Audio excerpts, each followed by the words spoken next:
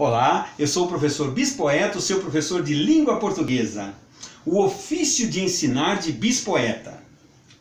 O ofício de ensinar é um ato constante de todo ser pensante desde o primeiro piscar. Tudo é necessidade, o motor das invenções e das provocações oriundas da humanidade. E o processo não para, pois cada dia é um desafio. Tirar o peixe do rio, comida sempre mais rara.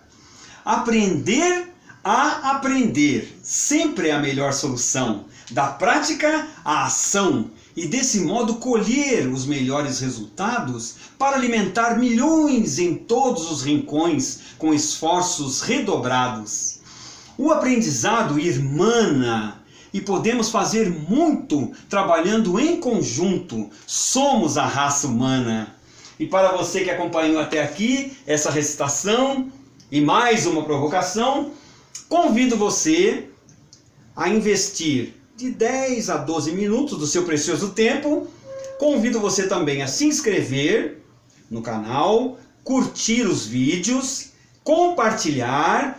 E ao final do vídeo, é muito importante que você assista até o final esse vídeo e ao final coloque sua opinião, coloque sua sugestão para outros temas, para outros assuntos que nós podemos abordar nas nossas teleaulas, porque a nossa teleaula é a nossa teleaula, isso é muito importante.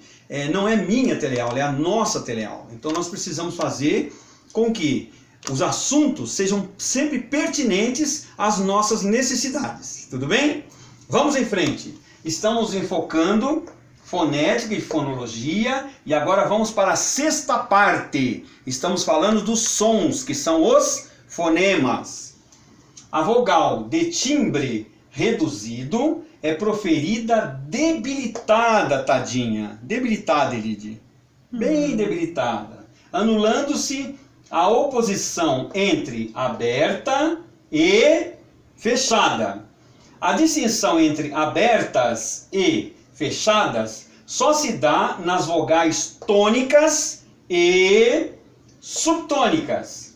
Nas átonas desaparece a diferença entre O e O, E e E, e o A reduzido com menos nitidez, como se pode depreender comparando-se os dois tipos em casa, casa. Observem que o que tem maior destaque e o que é mais aberto é o primeiro, é o do K. Já esse segundo A tem uma posição, a posição da língua é mais relaxada. A posição da boca para pronunciar esse segundo A, do casa, é mais relaxada, quase some, quase desaparece. Ou seja, fica debilitada, conforme está dito logo atrás aqui. Em que o primeiro é aberto e o segundo reduzido ou debilitado, como mencionou o nosso amigo Bechara. Quase sempre, no fim das palavras, as vogais átonas e O se enfraquecem e soam respectivamente I e U. Assim temos 7 vogais tônicas orais: A, E, I, O, U. 5 vogais átonas orais: A, E, I, O, U. E 3 vogais reduzidas orais: A, I, U. Também são reduzidas as vogais átonas nasais em antigo, sentar, limpeza, combate, fundar. E aqui tem uma observação, duas observações, aliás. A primeira, com relação, deixa eu ver onde é que está a observação aqui, número 1. Aqui, sobre o I e o U. Daí ser possível uma mudança ortográfica do tipo quase, quase, para representar quase. Dependendo da região, nós podemos observar nitidamente esse quase. talvez mais para o sul do país, mas indo para os lados aqui, para o sudeste e nordeste, nós vamos ver quase desaparecendo, quase se tornando mesmo um i, quase. Tribo e tribo. Interessante que essas palavras, no original, elas podem ser escritas, eram escritas com i e u mesmo, nas suas origens. Mudou-se a letra, mas não o fonema. Notaram que interessante? Então, passamos a escrever quase, mas continuamos pronunciando quase.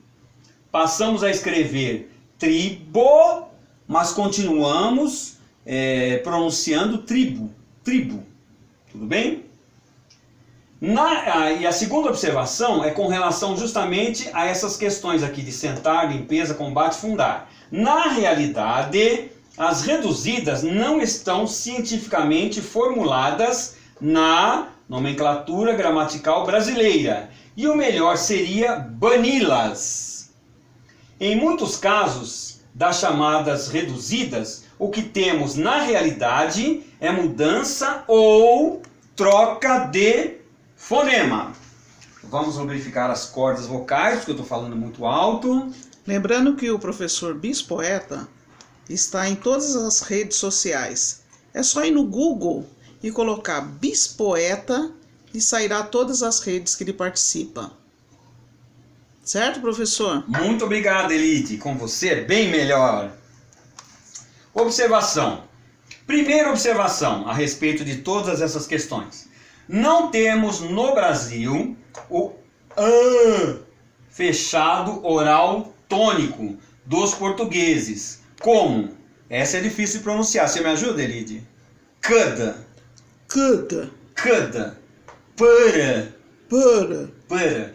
Mas. Mas. Aliás, a propósito desse mas, nós assistimos um programa na televisão em que as pessoas pronunciavam propositalmente, exageradamente, esse mas, como os portugueses fazem, mas não é comum para nós aqui no Brasil. É muito mais provável que aqui no Brasil nós vejamos essa conjunção adversativa pronunciada como mais, acrescentando um i no final. E aí acaba dando uma confusão com esse advérbio de intensidade, que é o mais bonito, mais alto, mais graúdo e assim por diante. Mas existe uma grande diferença. Bem, no Brasil, então, não é comum essa pronúncia desse A fechado. Nós não temos esse A fechado.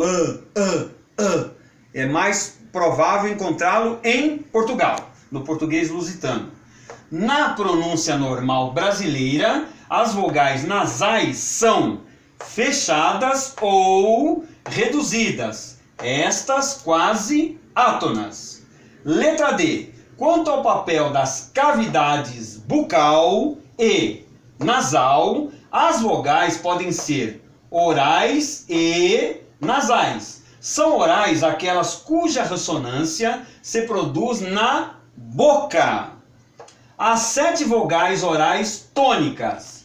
E para nós percebermos que são produzidas na boca, é só fazer um teste, colocar o dedo e pronunciar, por exemplo, vamos ver aqui, A, E, E. Ou então eu posso até fechar meu nariz. A, E, E. Consegui pronunciar perfeitamente, porque não há a passagem do ar, não há necessidade da parte nasal para realizar essas vogais. O mesmo vale para I, O, U. Consegui pronunciar normalmente com o nariz fechado. 5 orais átonas, por não haver aqui distinção entre E e E, O e O, A, E, I, O, U, e 3 reduzidas, A, I, U. São nasais, agora vamos ver a diferença. São nasais as vogais que em sua produção ressoam nas fossas nasais. as 5 vogais nasais: an, em, in, on, Se eu fechar meu nariz agora, an, em, in, on, Perceberam a minha dificuldade de fazer a realização desses fonemas, fechando o nariz? É porque eles dependem das fossas nasais para serem produzidos. Como em, por exemplo, lã, canto. É só colocar o dedo de leve, lã, canto, campina, vento, ventania, límpido, conde, condessa, tunda, pronunciamos. Perceberam a importância da parte das fossas nasais na realização desses fonemas? E o